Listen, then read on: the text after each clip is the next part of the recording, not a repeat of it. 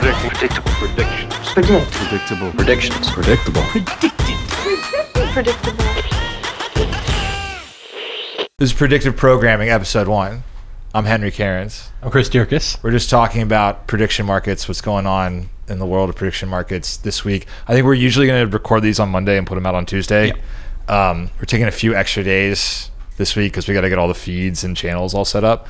So everything might be outdated by the time we put this out because everything changes literally on a day-by-day basis. Just 2 days ago or yesterday, Polymarket is now approved in the U.S., which is going to be very big. Yeah, because we were talking about this a week ago and being like, oh, we're just going to be doing a Kalshi podcast. And by the time we recorded, it's like, oh, Kalshi's dead. It's all Polymarket. They're buried. They're destroyed on Twitter, which is not true, really. Yeah, it's big news for them. I'm most curious about what Poly is going to do to compete with the Robinhood flow. That seems the key. I see all this like talk from the Kalshi team about it's their product that's so good. I call BS. It's all Robinhood.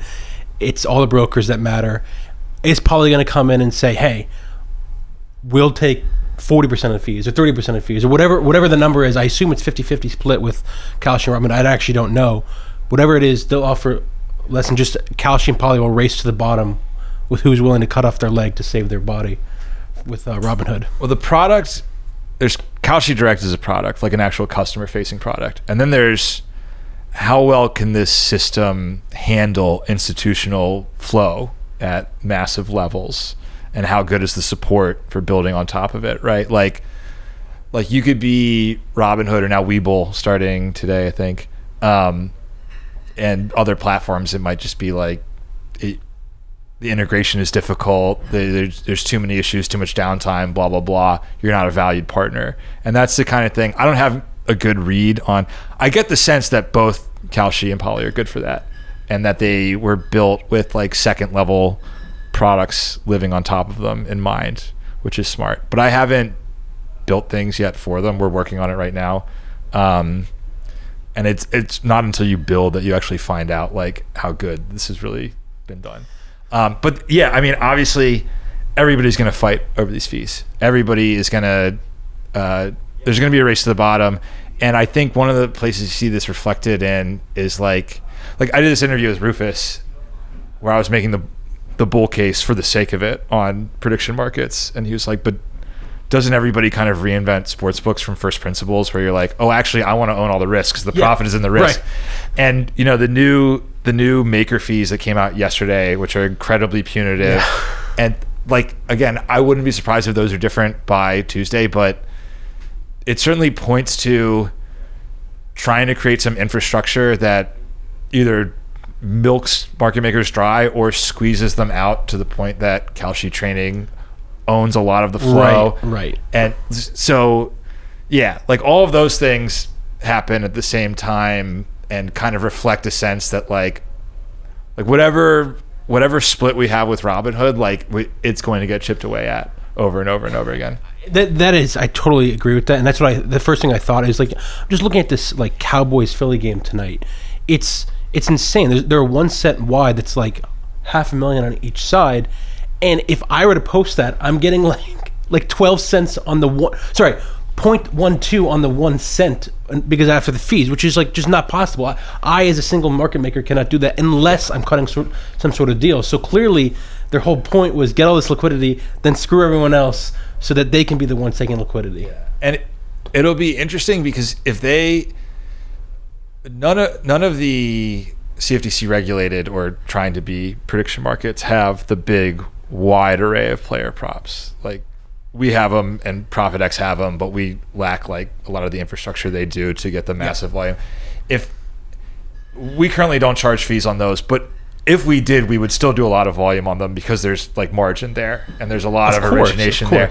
And if Kalshi and Polymarket release them, they could have the similar fee schedule and they'd still have a lot of like mid-level. Well, for what it's worth, I just noticed today Kalshi does have player props, but no, anytime touchdown score. That's what I'm talking about. Yeah, I just posted I just posted a bunch of orders myself on no touchdown scores.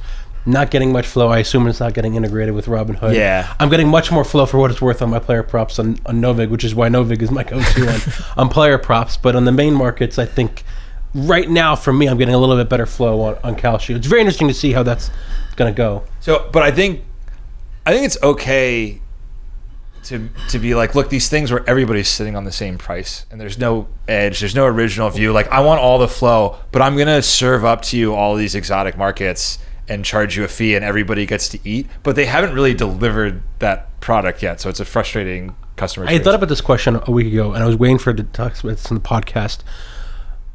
What's your opinion on? So take Kalshi for example. They have very expensive ticks. It's 1 cent wide, which is monster.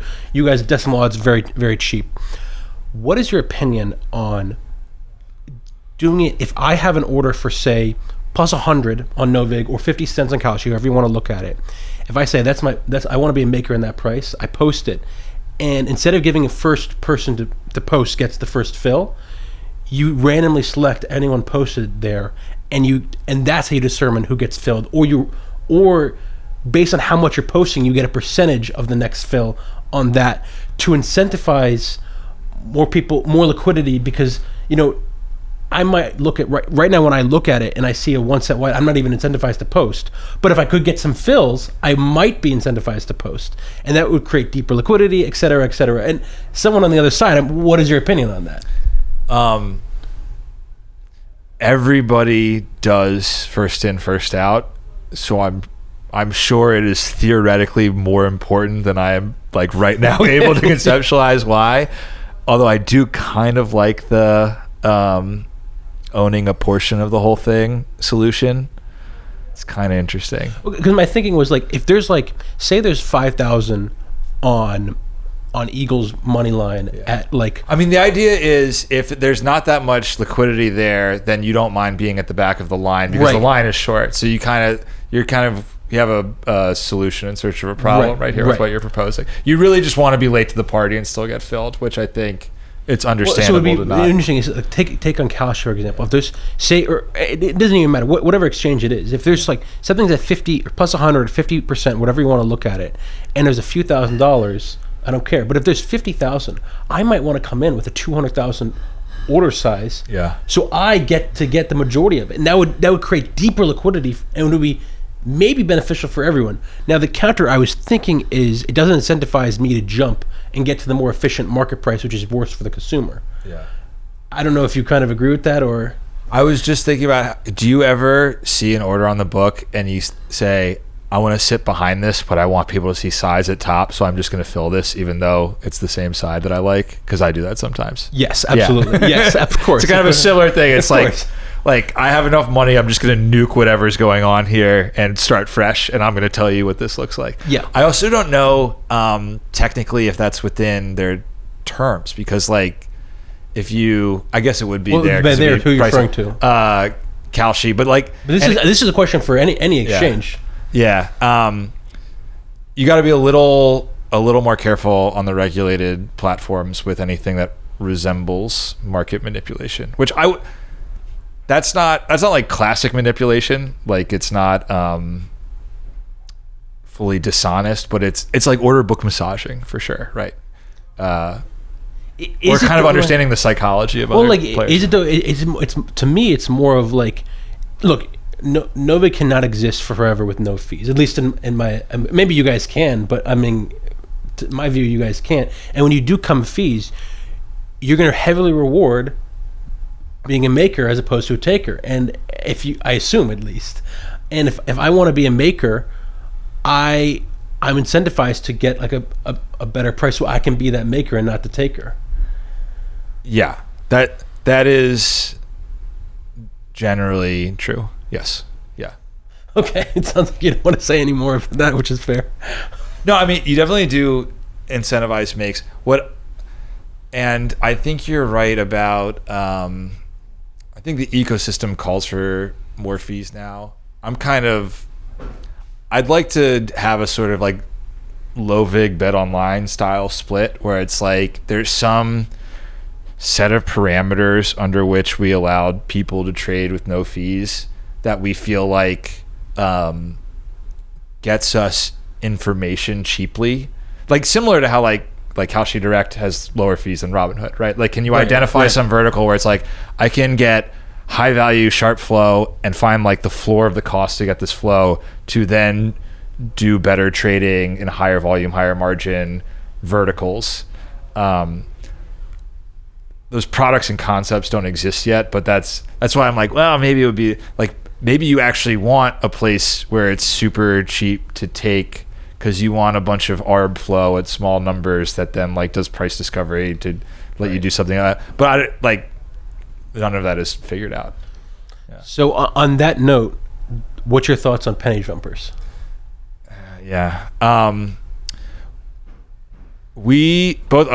Everybody should have a very good tick schedule.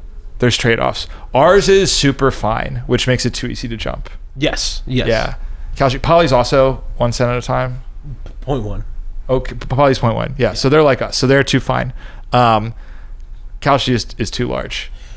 I'm seeing the pros and cons of both. It's funny because I was like complaining to you about penny jumpers, and now I go into Kalshi and I see, okay, there's no penny jumpers, but this also sucks. This also sucks. And also, ours is very good for long shots. Like we actually have, 100 to 1 versus 200 to 1 times, which they can't do. Then, like Profit has like this very elegant kind of like tiered cascade of it's tight in the middle. And it's wide in the middle. It's the best concept. It slows down development time a little bit because now you flip from like a price is just a number to like a price is a very special entity, and it is a little confusing to users, probably not really to like a retail user on the application, but like if your whole thing, like we were talking about how easy is it to onboard a Webull or a Robinhood, like the more when you're in it, you feel like it's so easy to learn all these bespoke concepts. Like this is our like customized tick chart, and then it actually turns out like it's very easy, so easy to explain 1 decimal point percentage versus whatever. So there are trade-offs to all these things. I think if I could snap my fingers and change everything, I would want like a very well thought out, like wide in the middle, tight on the poles style tick schedule that is meant to account for all these things. But then once I had it, I'm sure, because we, like for instance, we have it with even just like converting prices to dollars that actually takes account of like cent rounding kind of things. And every time you have to do it, you're like, oh fuck, I don't want to be thinking about that. You know what I mean? So like I ideally would have something that discourages penny jumping a little bit in that regard. But so I was arguing this with like Jacob actually, in BetBash, is penny jumping that bad because it's getting closer to efficiency? So like what, and like it sucks for me when I because I'm typically a maker, and when I post I don't like getting jumped. Yeah. But if I'm not a maker and I'm from the outside looking in, who cares, right? It's getting closer to the efficient. It's better for the consumer, and like as a capitalist, it's better. I want like everyone to have the fairest way to do it. Why like punish penny jumpers? Why ban them, etc. Anything like that? There's this theoretical framework too, where if they're getting big fills and you're not, you should be able to spoof and murder them into oblivion, right? Because it's like there's so much penny jumping, I never get filled, and I get to hit it all. And you say, no, I try that and I'm getting filled. It's like, well, then your regular orders should be getting filled too, right? So like everything, game theory wise, you should land at like, I'm still doing okay. And if you're not landing there, there's an inefficiency that can be exploited. Yeah. I think, so we don't have an open API, which is another thing. We're personally moving towards an open API. That's like a big advantage that Kalshi and Poly have. Because then, if even some subset of sharp traders has bots that identify penny jumping spots and seed and cross wash against themselves over and over and over again, they punish it hard enough that you probably squeeze out a lot of it. But if you don't enable your users to do that, and it's just like too difficult to do, I mean, even just we released desktop today, which like maybe make that a little bit easier to try and mess about, which would be interesting. But it definitely does. The other part of this, like, and this is just a very practical concern, all of the sports-based third-party tools, OddsJam, Unabated, Spank Odds, Spot Odds, etc., they weren't built with exchanges and markets in mind. So at first, none of them even had liquidity, and now some of them are showing like top of book or like we have some min price or whatever. That always annoys me because I hate, like, I'll look on OddJam sometimes and it's like, oh, there's $13 of liquidity, but then like one tick lower, it's like 40,000 in liquidity or 10,000 in liquidity, and it's like, well, that's very misleading because, like, okay, if you're that sensitive that like one decimal tick is not enough, I mean, the play wasn't strong enough, so like they need a better way to display the liquidity. It's insane. It's insane. I try not to rage about it. I had one response there. It was like, there's literally 9,000 2 cents deep. Like, what are you talking about with this $50? But I think a lot of people are building tools for prediction markets that will be much more like order book as first class citizen. And I'm actually starting. I'm going to try and get some of these people on to have conversations with us, and like that's, I think one of the eventual goals is try and bridge the like crypto prediction market side with the sports side. I know. It's, take a deep breath. I can't take the digital third world. I'm just getting way too tilted on Twitter. Like the one about they're going to remove the taboos around talking about politics at the dinner table. Because if you say like, no, you don't understand, I bet a lot of money on JD Vance to be president, now all of a sudden your lib aunt isn't going to be upset that you're rooting. Like, that's so insane. How much worse that's going to make the problem. I know. Why would you bet money on that? Dude, like, exactly. Yeah, I like that a lot.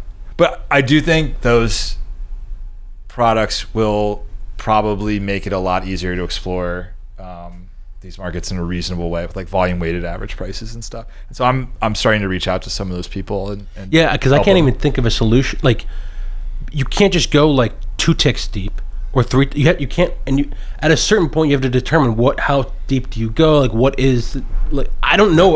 Like, to me, I haven't really thought about a good solution. So I'm curious. I would love to hear someone smart like say, this is my idea, why it's good, because that would help out. And you know, it's like, I see like the Twitter wars when, like, you know, the social media team says, look, we have the best odds, but they're like a $3 deep. It's like, well, that's not really the best odds, because if who's betting only like anyone that serious cares about the price is going to want to be betting more than $3.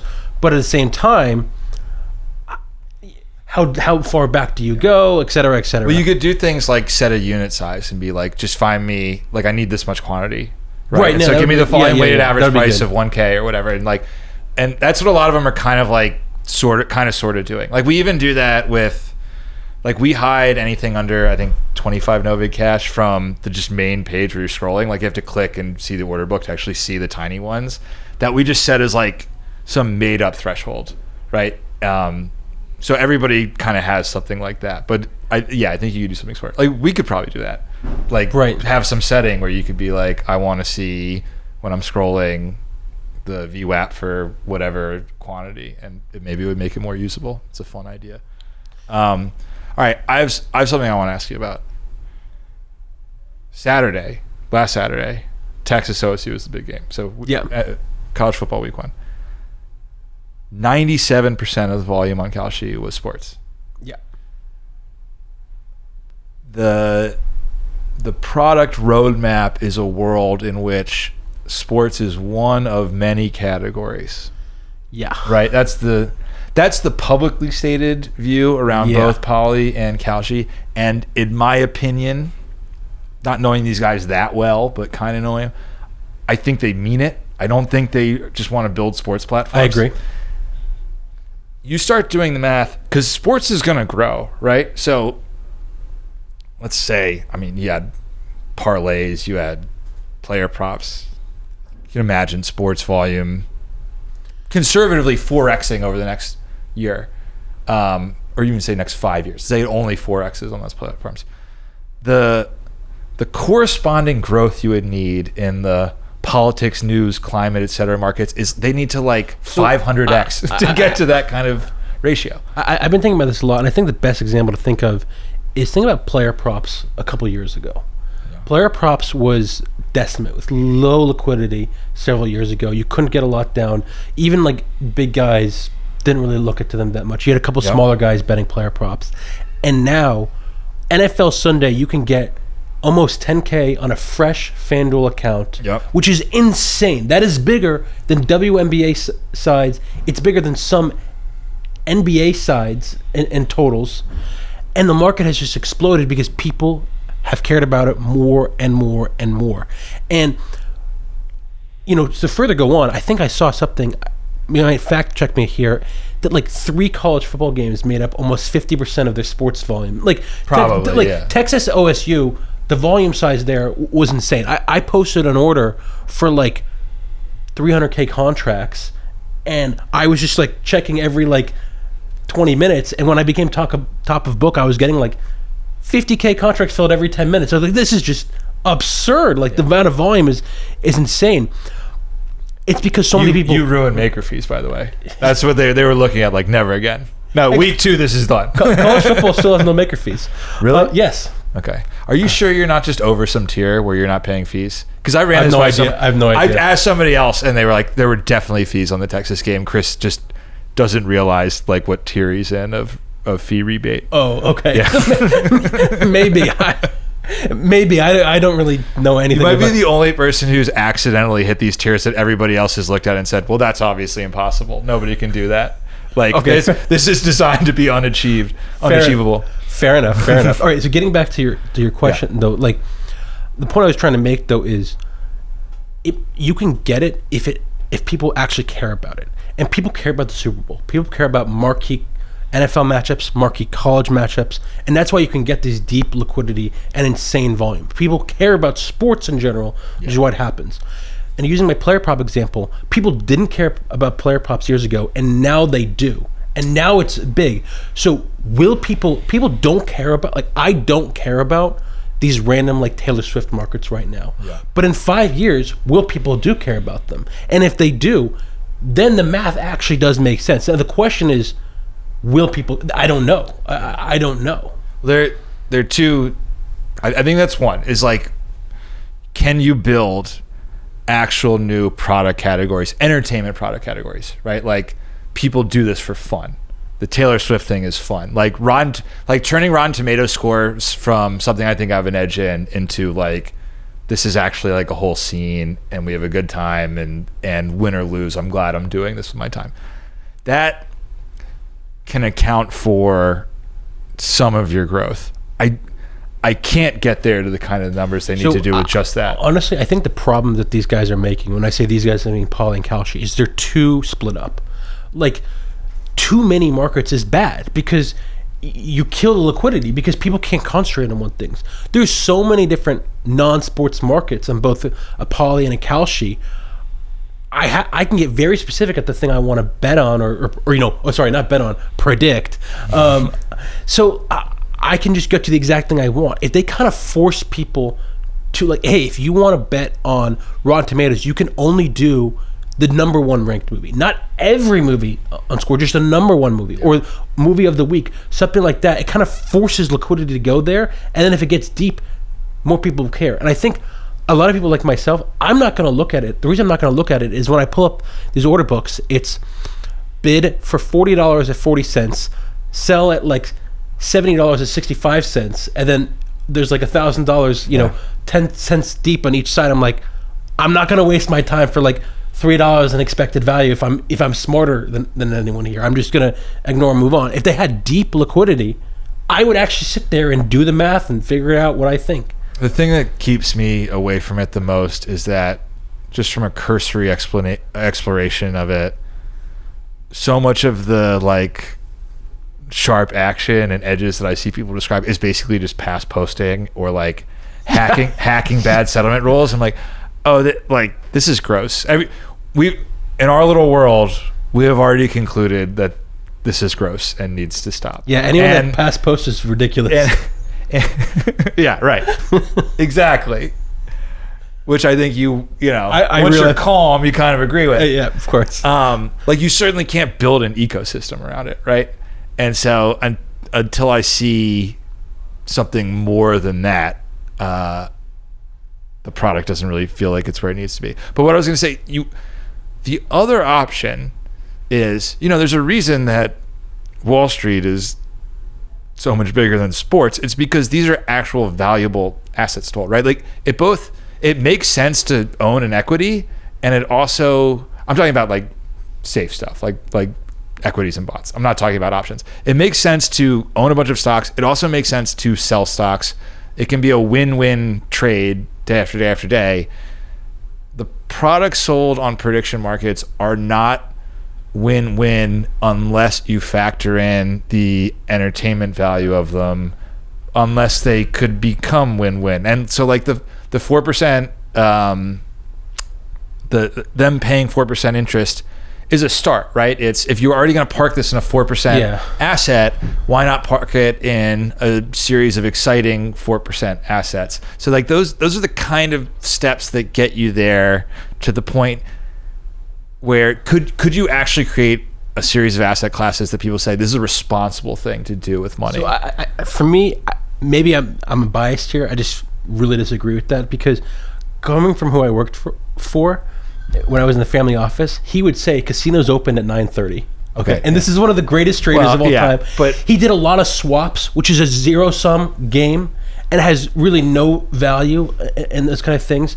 No. But a lot of swap trading is on one side risk mitigation, trading into a guy who wants to own the risk, right? Like people have exposure to changes in interest rates or whatever. Fair. He did do some of that for what it's there's worth. Billionaire in New York who's willing to own that exposure. I do not want to own the exposure, and he'll charge me a few basis points to get out from under it, and that's where he makes his bones. Okay, fair enough. And I will admit that the guy, he did take, in some cases, some negative EV trades to risk mitigate his other portfolio, which was like in fundamental good companies that he believed in, and he thought if interest rates happen, it would be cut or increased, it would affect him in one way or his portfolio one way or the other. But what I can't wrap my head around is, okay, with the Rotten Tomatoes, who is financially hedging? No, right. It's not Rotten Tomatoes. It's not that. And the fact is, Wall Street has kind of sort of already invented every product that really has financial value, right? Like, there's no reason to think there's a bunch of low-hanging fruit of like, you guys haven't thought of this or that or the other thing that all of a sudden, if I invent it, pension funds are going to start purchasing. So let me ask you this. So I do agree. I see the difference between your points. Is yes, with some options there is value and it makes sense for me to take a negative expected value position on swaps and options, et cetera, but so many people use them as purely speculating and gambling devices. Yeah. When we traded, most of his trades was him gambling, and he just had an edge over everyone else. What percent of this financial market is actually used for what it's supposed to be for, which is good investing, et cetera, and what is just advantage gambling? Well, I would argue the majority is advantage gambling. No, like in TradFi, most of the volume is relatively responsible. Like consumer recreational mistake making is a very small percentage of the volume that is traded on the New York Stock Exchange, right? Like that's not where it's going. But I think it's kind of like hand wavy magic to be like, we're going to create asset classes that fall into that bucket. Like, not one exists yet, and it's very hard to see where it comes from. And the only reason that matters is because that is where you could get to like giga volume, trillions traded, kind of thing. And I don't see it. But like an entertainment product is very much a great product. It's just, I think there is more history than people are willing to admit of seeing that sports are by far the most popular one. And, you think like horses were huge and died a death over several decades and were overtaken. And even like baseball was bigger than football for a while in the United States. So there could be some long arc of all this stuff changing. And obviously the speed of history is faster now. So maybe it's not that long. But it seems to me more of a culturally driven thing, right? Like the demand could create the supply. Like BetOnline can make these markets, right? For what it's worth, and you're saying this, I think the best markets are actually going to be like temperature in a specific city. That's not riggable. Like you cannot rig what temperature it is in New York. The Rotten Tomatoes, is riggable. And if it gets big enough, someone is going to come in there and do some shady shit, and there's nothing you can do about it. So that's the other thing that is a little interesting, which is can the this is gross to talk about.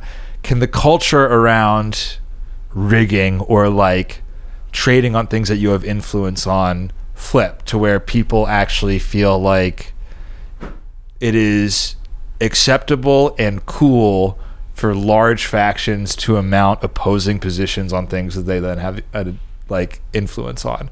Like I remember being in college and it was Kanye and 50 Cent released albums on the same day, and it was a big fight like who's going to sell more units.